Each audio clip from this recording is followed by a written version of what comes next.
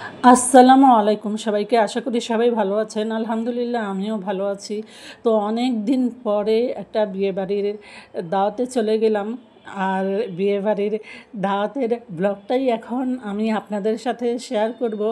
তো অ বিয়েবাড়িতে গিয়ে তো খুবই ভালো লাগতেছিল। ওখানে গিয়েই আমি ফটো সেশন শুরু করলাম, ভিডিও করা শুরু করলাম। আমি ঘুরে, ঘুরে ভিডিও নিচ্ছিলাম। তারপরে হচ্ছে ছবি তুলছিলাম।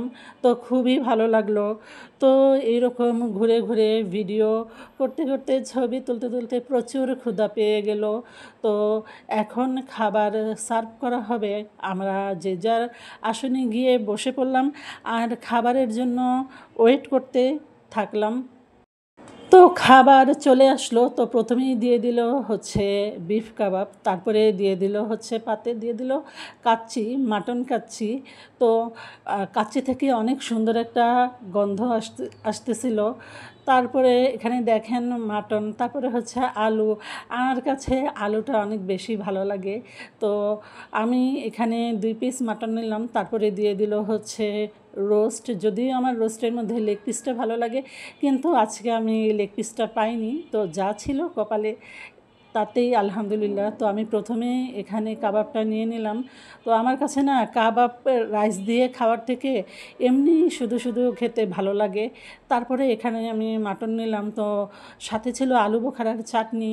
তো মাটনটাও অনেক মজা ছিল। মাটনটা ধরার সাথে সাথেই একদম খুলে যাচ্ছিল। তো এখানে আমি কাবাবটা শুধু শুধুই খাচ্ছি, কোনো রাইস দিয়ে না।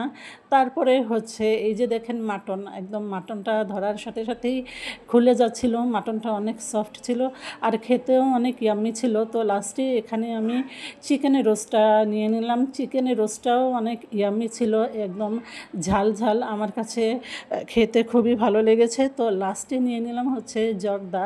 তো খাওয়ার শেষে একটু মিষ্টিমুখ না করলেই তো আর হয় না।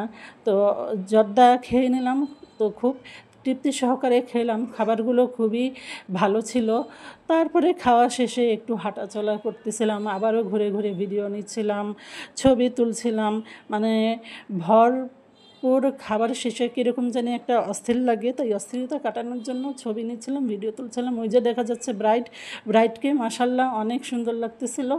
তো তারপরে আমাদের ঘোরাঘুরি শেষ হলে আমরা বাসায় চলে আসলাম। তো এটা হচ্ছে একটা পার্টি সেন্টারটা কিন্তু অনেক সুন্দর আর অনেক সুন্দর করে ডেকোরেশন করা হয়েছে। দেখতেই পাচ্ছেন, আমার কাছে খুবই ভালো লেগেছে এই পার্টি সেন্টারটা। তো আমার আজকের ভিডিও এ পর্যন্তই। আমার আজকের বিয়েবাড়ির ব্লগটা কেমন লাগলো অবশ্যই সবাই কমেন্ট করে জানাবেন। যদি ভালো লেগে থাকে অবশ্যই সবাই লাইক, কমেন্ট, শেয়ার করে আমার পাশে থাকবেন। তো সবাই ভালো থাকেন। আল্লাহ হাফেজ। আসসালামু আলাইকুম।